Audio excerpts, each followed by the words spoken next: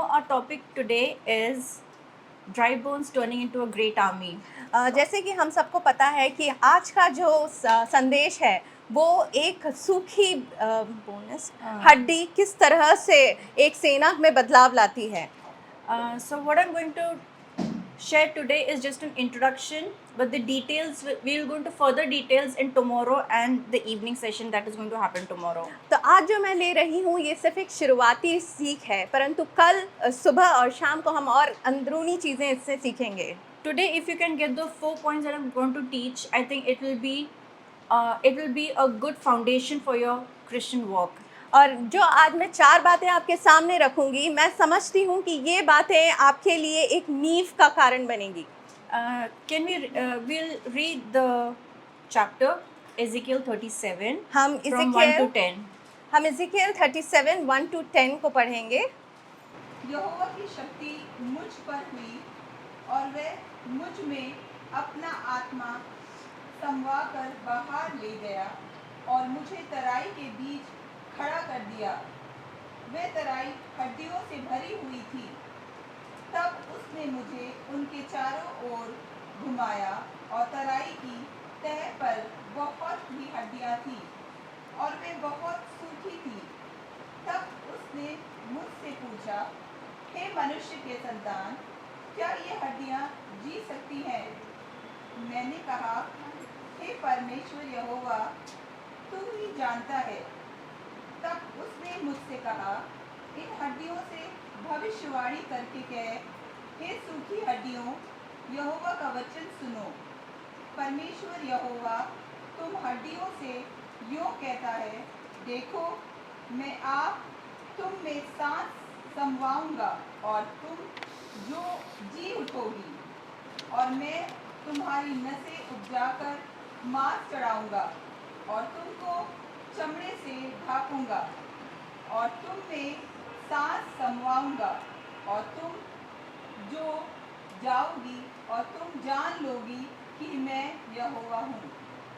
इस आज्ञा के अनुसार मैं भविष्यवाणी करने लगा और मैं भविष्यवाणी कर ही रहा था कि एक आहट आई और भूईडोल हुआ और वे हड्डियां इकट्ठी होकर हड्डी से हड्डी जुड़ गई और मैं देखता रहा कि उनमें से नसें उत्पन्न हुई और मांस चढ़ा और वे ऊपर चमड़े से ढक गई, परंतु उनमें सांस कुछ न थी।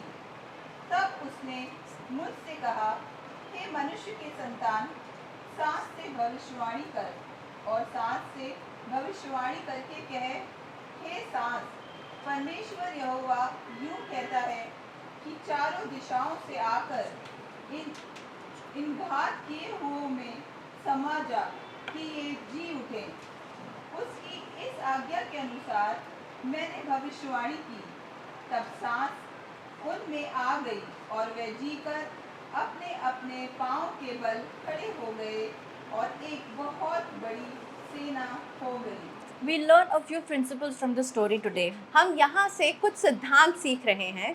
First thing, what we see in the story is a valley of dry bones. और यहाँ पे हम जो देखते हैं कि ये जो दृष्टांत है ये एक सूखी हड्डी के बारे में है जो कि तराई में पाई जाती है। It's not talking about dead bodies, but it's talking about dead bones. ये शव के बारे में नहीं कहता, परंतु ये सूखी हड्डियों के बारे में बताता है। And if you think about it, a body to reach a stage where it is dry and dead bones, it is not a one-day event. और यदि आप सोचें कि एक शरीर कैसे हड्डी में बदलाव होता है, वो एक दिन का समय नहीं लेता, वो कई दिनों में इस तरह से पहुंचता है। Yeah, maybe sometimes months, years. कई बार महीने लग जाते हैं, कई साल लग जाते हैं। So this is something which happened in due course of time. तो ये जो हुआ है ये एक समय नहीं परंतु कुछ समयों का हिसाब से हुआ है। If you think about it, what actually does a bone do? और यदि आप सोचें कि एक हड्डी क्या करती है, Imagine a body without bones. आप सोचें आपका शरीर बिना हड्डियों के, What will happen? क्या होगा? Yeah. There's no structure, there's no formation, there is no shape. हमारा कोई शेप नहीं होगा। We will not have a structure, हमारा कोई एक सीमा नहीं होगी. right? So it's very important, even in a belief system, when we are a Christian, there are few things God has set. और ये इसीलिए ज़रूरी है कि हम जो विश्वास करते हैं वो कुछ चीज़ें हम वचन से सिद्धांत के रूप में लें.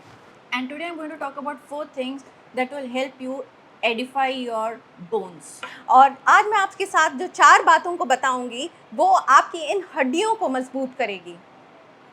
When you go through a situation in life where you face something similar, जब आप ऐसी कुछ परिस्थितियों में अपने जीवन में आते हैं जहां आपको ऐसा निश्चित होता है कि आप भी अभी सूखी हड्डियों की तरह हैं. yeah, let's say it is your relationship maybe with your children, maybe your husband, हो सकता है ऐसी परिस्थिति जहां आपके पति या आपके बच्चों के साथ आपके रिश्ते बिगड़े हुए हों where there's no joy or peace and it's absolutely dry. और जहां पे आपको शांति नहीं है, प्रेम नहीं है और वो आपके लिए सूखा है. Let's imagine if it's your health. ये सोचिए कि आपके शरीर के बारे में. Let's imagine it's maybe your finances, आप अपनी आर्थिक स्थिति को देख सकते हैं. maybe your professional life, आप अपने करियर की तरफ देख सकते where हैं you're not seeing things working out and you know it's almost like nothing is working. और आप उसमें देख सकते हैं कि कुछ ऐसी चीज़ें जो बिल्कुल आपके लिए काम नहीं कर रही. Exactly like a situation like Ezekiel was in the valley. और उसी तरह जैसे इज़िकियल भी उस तराई में था. When you go through such a situation, what are you always focused on? जब हम इस तरह की परिस्थितियों में होते हैं आपका ध्यान कहाँ जाता है? What are you constantly looking at? आप किन किन चीज़ों को देखते हैं? What are the things you believe for yourself? आप उनमें किस चीज़ों को विश्वास करते हैं? The thing is, Ezekiel was in the valley, but he was looking to God. इज़िकियल यहाँ पर तराई में था परंतु उसकी निगाहें परमेश्वर की ओर थी. Even though Ezekiel was seeing everything dry and dead around him, but still he was looking to God. इज़िकियल वहाँ पे सारी तरफ सूखी हड्डियों को देख रहा था परंतु उसकी निगाहें परमेश्वर की ओर He थी. knew the hand of Lord was upon him. वो जानता था कि परमेश्वर का हाथ उसके ऊपर है. When you go through a situation, are you always focused on what you're going through, your experience? जब आप ऐसी परिस्थिति में होते हैं क्या आपका ध्यान पूरे समय उस परिस्थिति के बारे में होता है Or do you believe what God has for you? और या आप ये विश्वास करते हैं कि परमेश्वर ने आपके लिए क्या रखा है? What at that time, what are the things you speak to yourself? उस समय कौन कौन सी बातें हैं जो आप अपने आप से बात करते हैं? If you're a person who constantly speaks to yourself, means speak to your mind the things that you see, you will believe what you speak to yourself and you will act it out. और यदि आप ऐसे मनुष्य हैं जो कि बातों को अपने आप में सोचते हैं तो वही सोच आप अपने विश्वास में लेकर आते हैं. We all know the story of Naaman. हम सबको नामान की कहानी पता है. It's in book of 2 Kings chapter 5. दूसरे राजा उसके 5वें चैप्टर में हम उसके बारे में पढ़ते It's okay, हैं. we don't have to read it. We all know the story. From Sunday school days we are reading. There's a song also. नमान वाला है. हाँ, डुबकी लगाई. But how many of you know Naaman reached that stage because of a small girl? आप में से किसको पता है कि नामान उस जगह इसलिए पहुंचा क्योंकि एक छोटी बच्ची वहां पर काम करी उसके जीवन में. If you read 2 Kings chapter 5, it says that little girl was an Israeli. और जब हम नामान में जब हम दूसरे राजा उसके 5वें अध्याय में देखते हैं कि ये जो लड़की थी छोटी लड़की वो एक इजरायली थी. She was captured by the Syrian army. वो एक सीरिया की आर्मी के द्वारा बंधुआई में ले गई थी. And a small young girl was made a slave. एक छोटी सी बच्ची को कैद कर लिया गया था. Do you think it's an easy thing for a little kid? We क्या- are seeing what's happening in Israel. You know the trauma people are going through. क्या ये एक आसान बात है? हम इजराइल में परिस्थितियों को देख रहे हैं. For a young girl, and that too an Israeli, a country who has the hand of God, who has the promise of God, the God who fights all their battle, they have never lost. A Syrian, like a non-Jew, captures her and makes her a slave in his house. एक ऐसी Israeli लड़की जो छोटी थी पर वो जानती थी कि परमेश्वर का हाथ उसके ऊपर है परंतु फिर भी वो बंधुआई में थी ऐसे एक जगह से जो परमेश्वर का चुना हुआ देश भी नहीं था. Such a girl, it is easy for her to tell herself, the God who anointed Israel, for whom God says Israel is my beloved, if I couldn't see his hand in my life, why should I even testify? और ये लड़की कह सकती थी कि परमेश्वर का हाथ शायद मेरे ऊपर नहीं है, क्योंकि मेरी परिस्थिति बदल नहीं रही है और मैं क्यों आज उसकी गवाही दूं। But that girl, when she sees her master has leprosy, she goes and testify that if my master was in my land, the prophet would have healed her. और तब ये बच्ची अपने मास्टर को देखती है और कहती है कि नहीं, अगर ये मास्टर मेरे देश में होता तो वहाँ भविष्यवक्ता उसको चंगाई दे सकता था। That tells me one thing: her parents trained her well in the word. और ये मुझे एक बात बताता है कि उसके माता पिता ने उसे परमेश्वर के बारे में अच्छा शिक्षा दी She had a very good teaching of the word and maybe even encounters of God. और उसके पास परमेश्वर की बहुत अच्छी शिक्षाएं थी और वो परमेश्वर को जानती थी। And even if she was captured in a battle, she was made slave. Her purpose, her identity did not sink in that, but she knew who she was even in the Gentile land. वो बंधुआई में थी, वो एक slave बन गई थी, परंतु वो जानती थी कि वो परमेश्वर की निगाहों में क्या है और वो परमेश्वर के हाथ को अपने जीवन में समझती थी। When you go through such an experience, do you just forget who God is and you just focused on what you see? जब आप ऐसी परिस्थितियों में होते हैं, क्या आप भूल जाते हैं कि आप किसके बच्चे हैं और आप अपने आप को उस आइडेंटिटी में रखते हैं? When we speak to ourselves what we see, a belief puts that into action. जो चीज़ें हम देखते हैं और उनको हम बोलते हैं, ये चीज़ें हमारी सोच में बदल देती हैं। You know Genesis chapter 1, everybody knows Genesis chapter 1. उत्पत्ति उसका पहला अध्याय हम सबको पता है। The earth was void, Holy Spirit was hovering. जो संसार था वो खाली था, सुनसान था और पवित्र आत्मा उसके ऊपर मंडरा रहा था। When God saw, was he crying and mourning about his creation? जब परमेश्वर ने उसे देखा, क्या वो उस चीज़ के लिए रो रहा था या तनाव में था? No. He spoke what he wanted to see. उसने वो कहा जो वो देखना चाहता था। When you go through such a times, believe what God has for you. जब आप इस परिस्थितियों को देखते हैं, आप ये विश्वास करें जो आप देखना चाहते हैं। What are the promises God has given you? परमेश्वर ने आपके साथ क्या वायदे किए हैं? What you believe, you will see. जो आप विश्वास करेंगे वही आप देखेंगे। God, never think that because you're in a difficult time, God is not with you. ये ना सोचें कि क्योंकि आप ऐसी परिस्थिति में हैं, परमेश्वर आपके साथ नहीं है। Where in Bible God says, if you're in pain, you're in sorrow, I'm not going to be with you. परमेश्वर ने वचन में कहा है कि यदि तुम तकलीफ में हो, यदि तुम दुख में हो तो मैं तुम्हारे साथ नहीं रहूंगा। He says, I'm with the broken-hearted. वो कहता है कि मैं टूटे हुए मनुओं के साथ रहता He हूँ। says, मैं अति शीघ्रता से आने वाला सहायक हूँ. Okay. Right. So, when you are in a situation where you see things are not working for you or things are like totally deserted, what are you telling yourself? जब आप- Align your belief on the word of God and not on your experience. आप अपने वास्तविकता को विश्वास में ना लें, परंतु परमेश्वर का जो वचन है उसको वास्तविक समझकर अपने जीवन में उसकी घोषणा करें। Don't make the world will teach you experience is the best teacher. आपको दुनिया ये सिखाएगी कि जो आप अपने जीवन में परिस्थितियों में होके गुजरते हैं, ये एक बहुत अच्छा शिक्षक है। But the word of God doesn't tell you experience is your best teacher. It says word of God is your teacher. परंतु वचन जो है ये बताता है कि वचन जो है वो सत्य है और आपकी जो अनुभव है वो सत्य नहीं है। Get to know what the word says for you.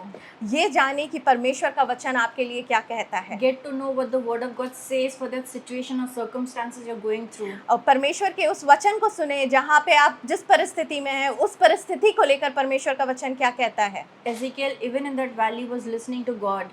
जब इज़ेकियेल उस तराई में था, वो तब भी परमेश्वर की आवाज़ सुन रहा था। When you are in the valley, do you listen to God or you listen to your own thoughts? जब आप ऐसी तराई में होते हैं, क्या आप अपनी खुद की बातों को सुनते हैं या परमेश्वर की बातों को सुनते हैं? If you're a person who listens to your own thoughts, get back into prayer. Read the word, hear from God. और यदि आप ऐसे व्यक्ति हैं जो कि अपनी बातों को सुनते हैं, तो अब प्रार्थना का समय है, परमेश्वर के वचन को पढ़ने का समय है। Get to know what the word says.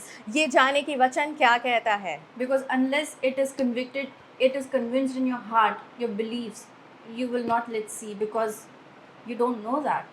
यदि आप उस वचन को अपने जीवन में विश्वास नहीं लेंगे, वो विश्वास आप कार्यकृत होते हुए नहीं देख पाएंगे। So first thing, what are we learning? तो पहली चीज हम क्या सीख रहे हैं? Experience is not my teacher. जो एक्सपीरियंसेस, अनुभव आपके शिक्षक नहीं हैं। The word of God is my teacher. परमेश्वर का वचन जो है वो आपका शिक्षक है। I believe what the word of God says. मैं विश्वास करता हूँ जो परमेश्वर का वचन मेरे लिए कहता है। I will believe what the word of God says about me. मैं विश्वास करता हूँ कि परमेश्वर का जो वचन कहता है वो मेरे लिए कहता है। When Daniel was put in the fire, what did he say?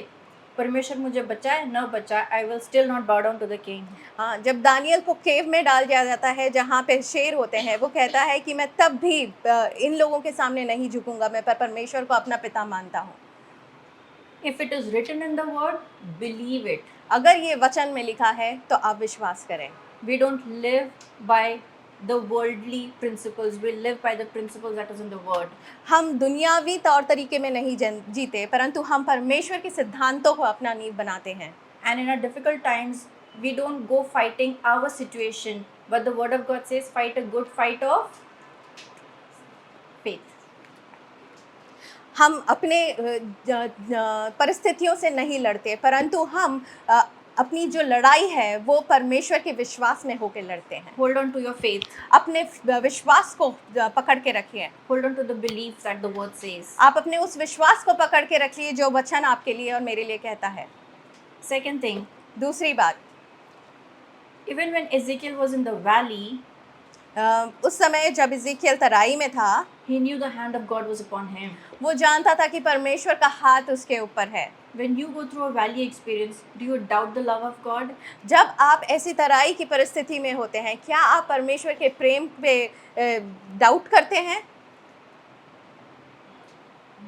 It's good if you don't doubt, but most of the people, they doubt, why am I going through a difficult situation? Has God left me?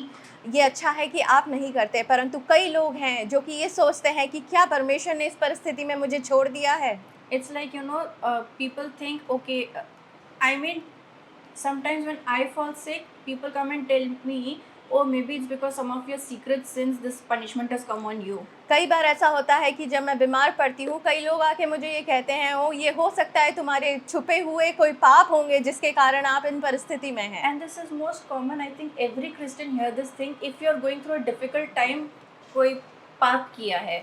और कई ईसाई भाई बहन ये सोचते हैं कि यदि आप किसी परिस्थिति में हैं तो आपने कोई ना कोई पाप किया है, इसलिए उस परिस्थिति का सामना आप कर रहे हैं। But God is not a giver of sickness, deaths, or any kind of difficult or curse on us. और परमेश्वर हमारा कोई भी ऐसी परिस्थिति, बीमारी, मृत्यु हमारे जीवन में नहीं लेके आता। We all say God is good. हम सब कहते हैं परमेश्वर अच्छा है, हमेशा था। Then when we're going through sickness, how can you say God is the giver of sickness? और जब हम परिस्थिति बीमारी में होते हैं, हम कैसे कह सकते हैं कि परमेश्वर उस समय अच्छा है? He is not giver of sorrow. वो दुख नहीं देता। In fact, he says he is there with the brokenhearted. He has taken all our sickness. He heals us, and he elevates our life. वो परंतु ये कहता है कि मैं जिसको दर्द है मैं उनका सहायक हूँ, मैं बीमारियों को चंगाई करता हूँ और मैं तुम्हारे साथ हर परिस्थिति में रहता हूँ। Know who you belong to. आप ये जाने आप किसके बच्चे हैं। If you know who you belong to, most of your confusion will be clear. यदि आप ये जान लें कि आप किसके बच्चे हैं तो आपके बहुत सारे जो सोच हैं वो बदल जाएंगी।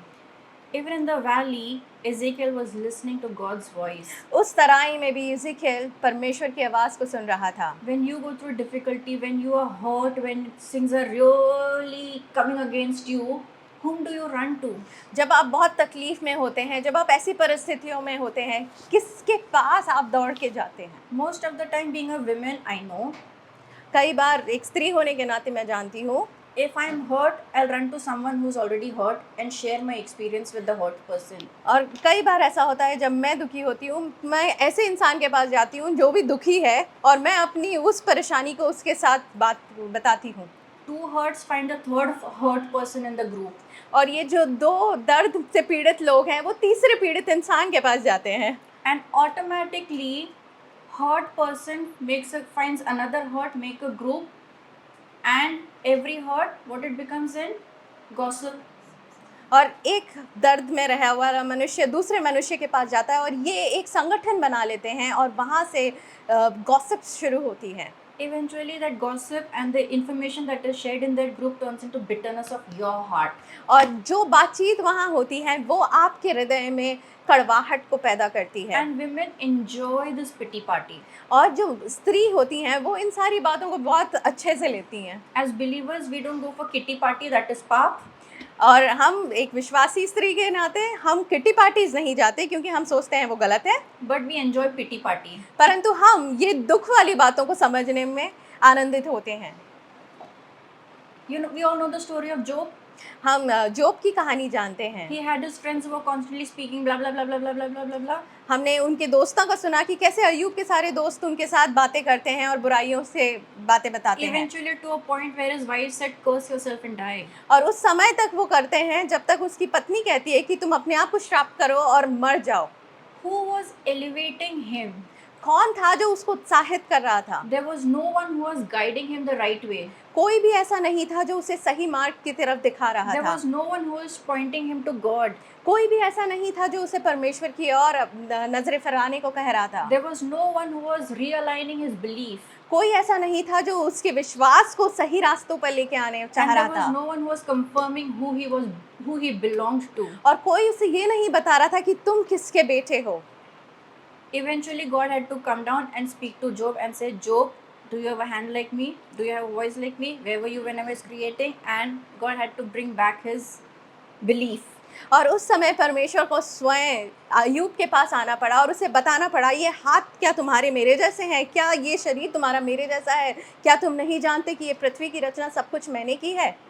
और उसे वो सही मार्ग पे सही दृष्टिकोण में लेकर आते हैं। God had to reconfirm whom he belonged to. और परमेश्वर को उसे बताना पड़ा कि हे अय्यूब तुम किसके बच्चे हो। Job thought God was bringing that curse on him, but actually it was not God. It was Satan who did. Job was not a part of the conversation where Satan was speaking to God.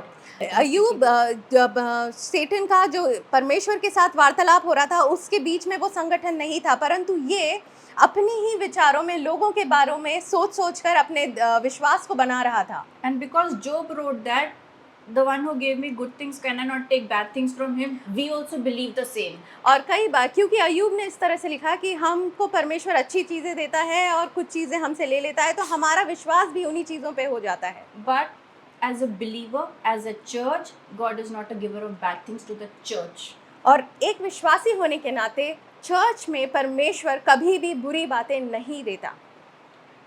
What does Proverb 17:22 says? नीति वचन मन का 17। आनंद अच्छी औषधि है, परंतु मन के टूटने से हड्डियां सूख जाती हैं।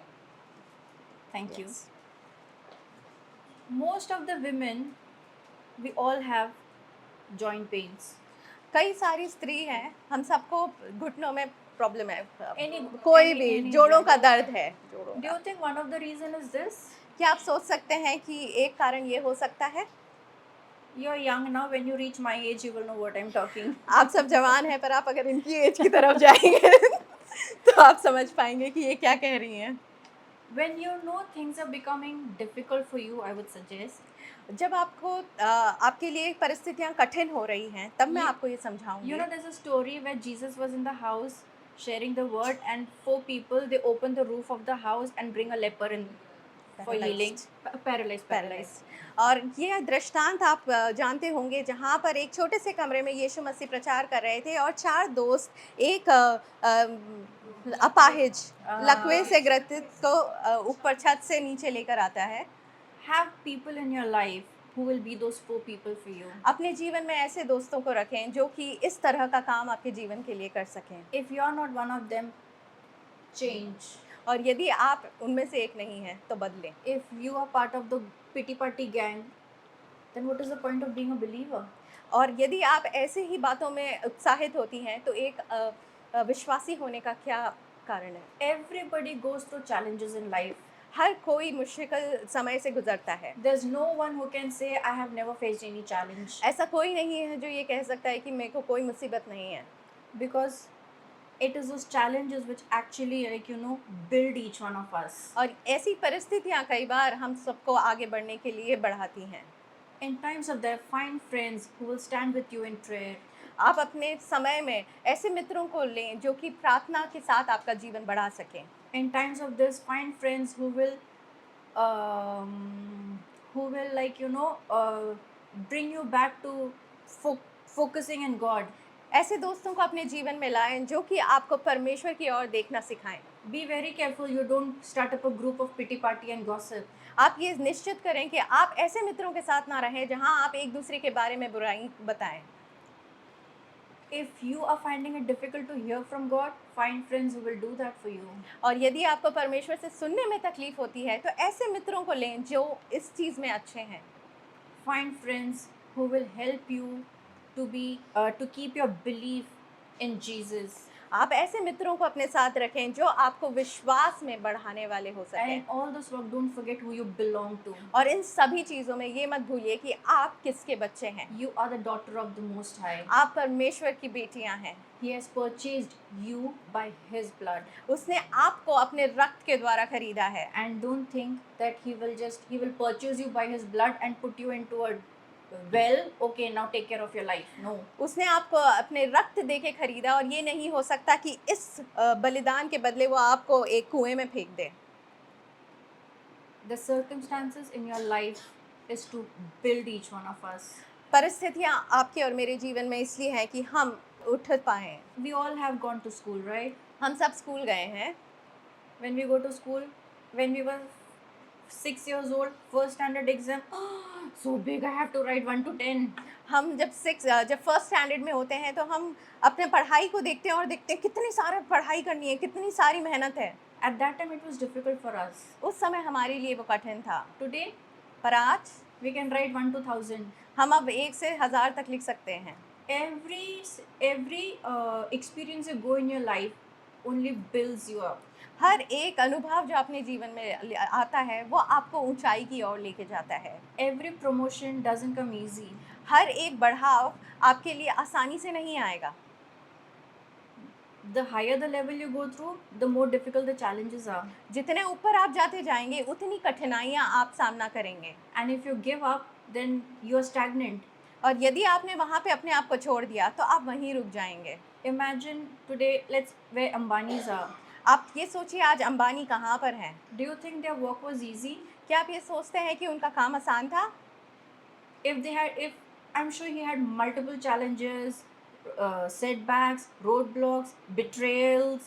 मैं सोचती हूँ कि कई बार उनकी रुकावटें आई होगी, कई लोगों ने उन्हें धोखा दिया होगा, कई सारे ऐसी परिस्थितियाँ होंगी जिसका वो सामना करना मुश्किल समझते होंगे।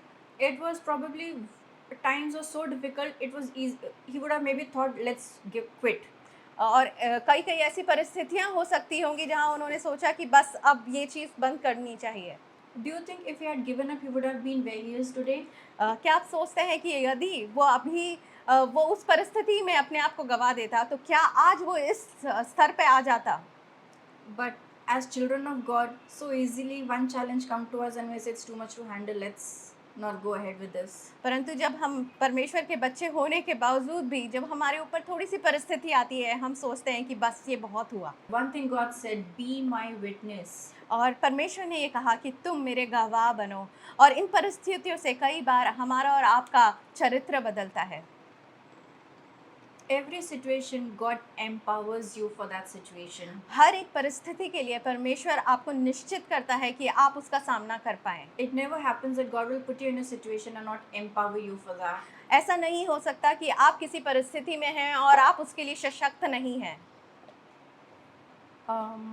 We all know the story of David and Joseph. Both had almost similar challenges. हम दाऊद और यूसुफ दोनों की कहानी जानते हैं और उनके कई परिस्थितियां थी।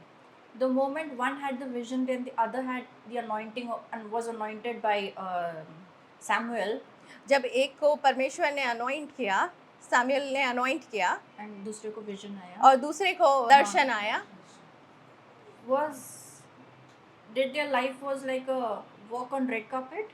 क्या उनका जीवन बहुत आसानी से निकला?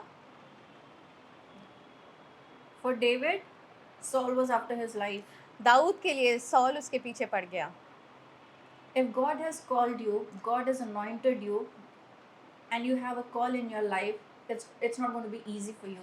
यदि परमेश्वर ने आपका चुनाव किया है, उसने अगर आपको अभिषेक किया है, तो वो जो समय है वो आपके लिए बहुत आराम से नहीं निकलेगा।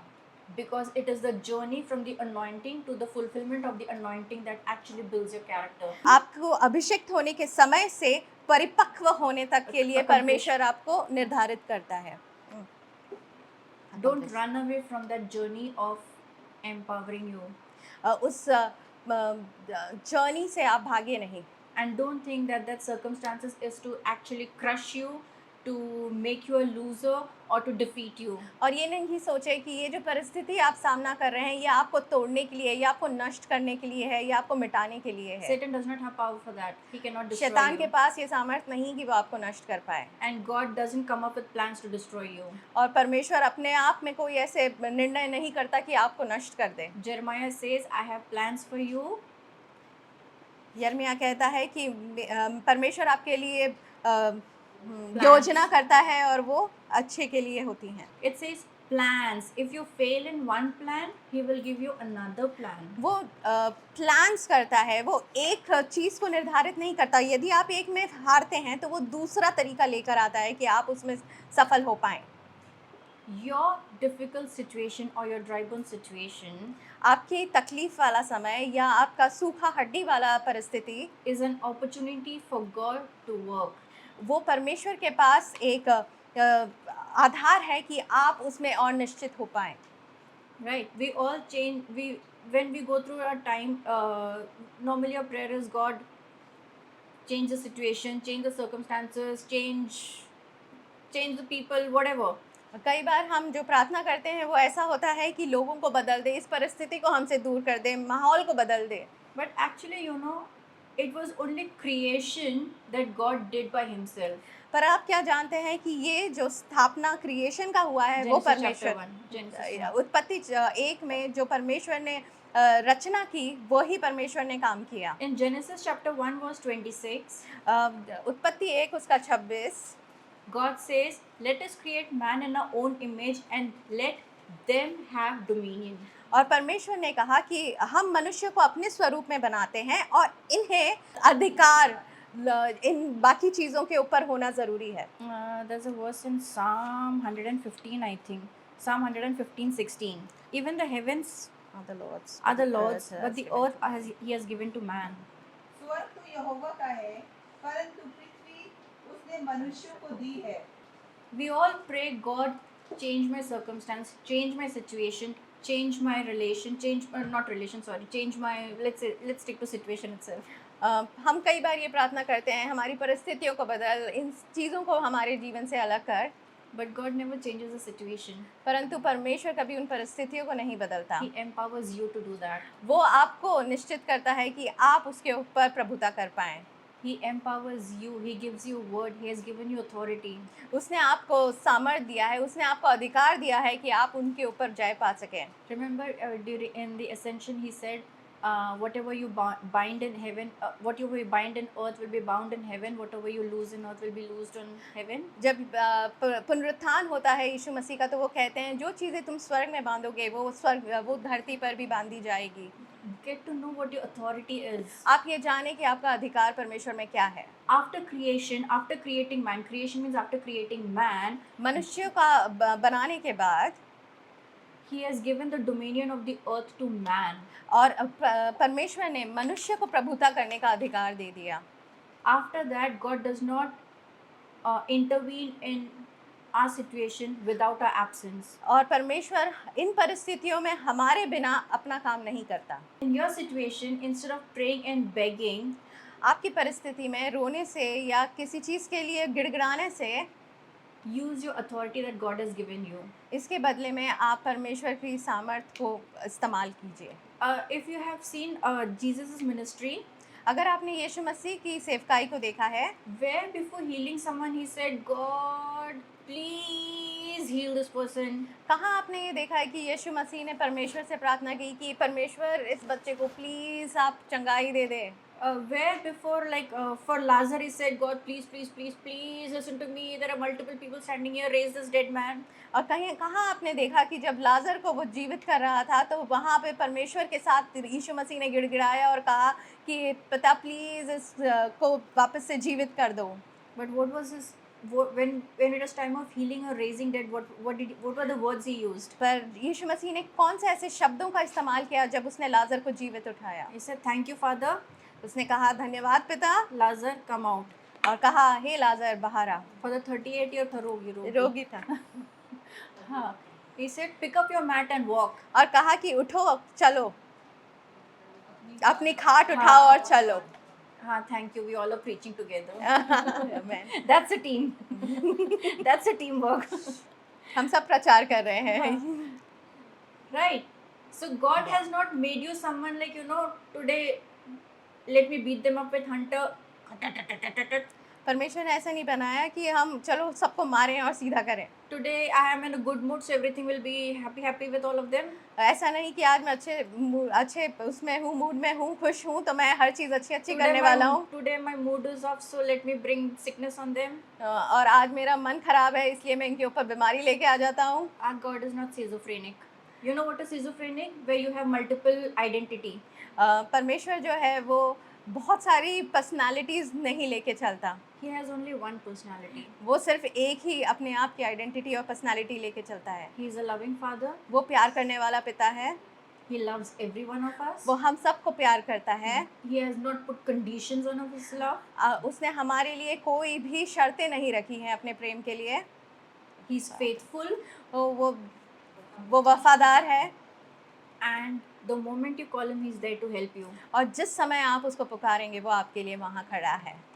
Not only that, every authority and power that he has, और हर एक वो सामर्थ और जो अधिकार उसके पास हैं, he has given you the same. और उसने वो सब आपको भी दे दिए हैं। It's not that he has kept part of it so that he needs to have control and prove himself dominating. ऐसा नहीं है कि कुछ उसने अपने पास रखे हैं कि वो आपके ऊपर अधिकार जमा सके, But everything that he has, परंतु सब कुछ जो उसके पास है, he has given the same authority to each one of और वो us. सारे अधिकार उसने आपको और मेरे को दे दिए हैं। So what are the things we learned? हमने क्या क्या सीखा? We believe on the word of God and not our experience. हम परमेश्वर के वचन पे हम परमेश्वर का वचन को सीखते हैं और अपने अनुभव से नहीं सीखते। We belong to him. हम परमेश्वर के बच्चे हैं। Because we belong to him, we hear his voice. और क्योंकि हम उसके बच्चे हैं, हम उसकी आवाज़ को सुनते हैं। He builds each one of us and empowers us. वो हम सबको बढ़ाता है और हमें ताकतवर करता है। And lastly, और आखिर में we become what he is. और हम वो बन जाते हैं जो वो खुद है। Remember, God was teaching Ezekiel, prophesy, speak to the dead bones. आप ये याद करें कि कैसे एज़ेकियल को तराई में परमेश्वर ने कहा बोलो कि ये सूखी हड्डी जीवित हो जाए। God could have done that, परमेश्वर ने खुद कर दिया होता, but God did not do it. पर परमेश्वर ने ये खुद नहीं किया। God was teaching him परमेश्वर उन्हें ये सिखा रहा था on how to become what God did in Genesis chapter 1. वो एज़ेकियल को ये सिखा रहा था कि जैसे उत्पत्ति 1 में उसने काम किया, तुम भी आज ये काम कर सकते हो। So our life as a believer, as a follower of Jesus Christ, as a child of God is just not self-centered around us or for us. और एक विश्वासी होने के नाते हमारा जीवन जो है अपने स्वयं के ऊपर निर्धारित नहीं होता। We are not only receivers, हम सिर्फ लेने वाले नहीं हैं, but as his child, पर उसके बेटे होने के नाते we become what he is for us. हम वो बन जाते हैं जो वो खुद है। Our real joy is not in receiving only for ourselves. हमारा असली आनंद ये नहीं है कि हम बस लेते रहे। God said, "You are the salt and the light." परमेश्वर ने कहा कि तुम जगत की नमक हो। If we keep the salt closed in our kitchen shelf, do you think it's of any use? क्या हम अगर इस नमक के डिब्बे को अपने किचन में रख दें, क्या वो किसी काम का है? Light, if you turn off the light, what is going to happen in this room? आप यहाँ की सारी बत्तियों को बंद कर दें, क्या हो जाएगा इस कमरे का? If we don't be the salt and light, you know what is happening around the world is already devastated. अगर हम आज नमक और ये ज्योति नहीं बने तो वही होगा जो आज इस संसार में हम देख रहे हैं। There are people out there कई ऐसे लोग हैं दूर वहाँ बाहर who are hurt, who don't have answers to their life, who are going through very difficult life, and who are living a hopeless life. They don't have hope for their life. और कई ऐसे लोग हैं जो दुखी हैं, हताश है और उनके जीवन में कोई आशा नहीं है। If we don't become what Jesus became for us, और यदि हम वो नहीं बने जो यीशु मसीह हमारे लिए बना, they will never get to know Jesus. वो कभी यीशु मसीह को नहीं देख पाएंगे। Right? Jesus said, "Be my living witness." यीशु ने कहा कि तुम मेरे जीवित गवाह बनो। We are the living gospel. हम एक जीवित पत्री हैं।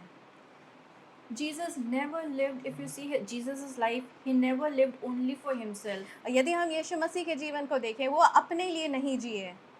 Every healing, every miracle, everything he did is to make somebody else's life blessed. हर चंगाई, हर उन परिस्थितियों का सामना वो इसलिए किया क्योंकि दूसरे के जीवन में कार्य हो सके। In Genesis chapter 1, if you see everything that Father God created, nothing was for his use. और हम उत्पत्ति 1 में ये देखते हैं परमेश्वर ने जो कुछ भी रचना की, कोई भी चीज़ परमेश्वर के स्वयं के लिए नहीं थी। Even before he created Adam and Eve, everything in the garden was there for them, whether it was food, whatever it is, air, water, everything was there. Provision was already done for them. और यदि हम आदम और हवा को देखें, उनके होने से पहले परमेश्वर ने उनके लिए सारे प्रबंध कर दिए थे। हवा हो, खाने के सामान हो, हर एक चीज़ परमेश्वर ने उनके लिए तैयार कर दी थी।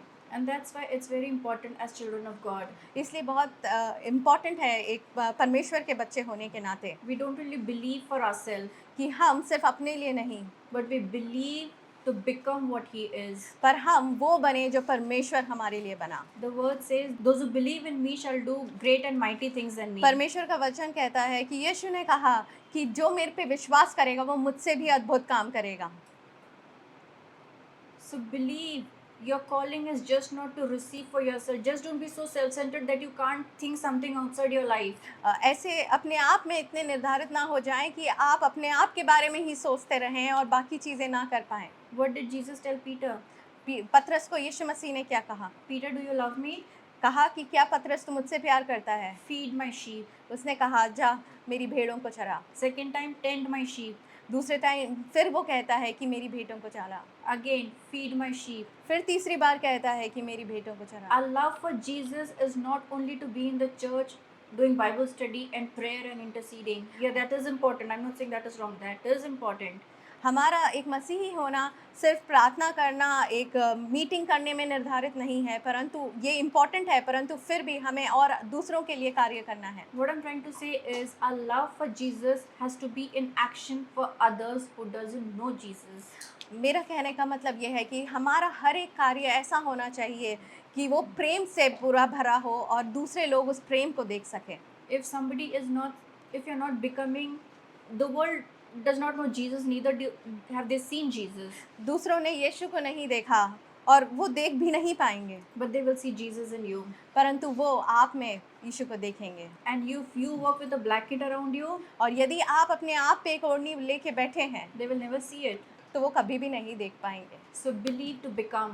इसलिए आप विश्वास करें कि आप परमेश्वर जैसे बन जाएं। And that's a progress in a Christian life. और वो ही एक सीढ़ी है आगे बढ़ने की परमेश्वर We में। see how God taught Ezekiel speak, and the dry bones, it rattled, it came back to life, and a huge army was formed. और हमने जैसे देखा कि एजिकियल को परमेश्वर ने कहा कि बोलो, और वो जब बोलता है तब सारी हड्डियां गड़गड़ाने लगती हैं और वो जीवन पाने लगती हैं। That's our life. और ये हमारी जीवित है। We believe in Jesus. हम यीशु मसीह में विश्वास We करते believe we हैं। are His child. हम ये विश्वास करते हैं कि हम उसके बेटा We बेटी believe हैं। we belong to Him. हम ये विश्वास करते हैं कि हम उसके हैं। We believe that He's building us day by day. हम ये विश्वास करते हैं कि हम हर दिन प्रतिदिन आगे बढ़ते जा रहे And हैं। everything that He's doing in us, we believe that we have to become the same for someone who doesn't know Jesus. और हर एक चीज़ जो हमारे जीवन में अब कार्यकृत हो रही है वो दूसरे के जीवन में कार्यकृत करने के लिए भी हमें जीना है। Tell each other, believe to become. एक दूसरे को कहें कि आप विश्वास करो कि आप यीशु जैसे बन जाओ। That's a final call. ये हमारा आखिर बात है। Just don't believe for yourself. आप अपने लिए ही नहीं सोचें, Believe for someone who doesn't know Jesus. आप उसके लिए भी विश्वास करें जो यीशु को नहीं जानता। God bless you. परमेश्वर आपको आशीष दे।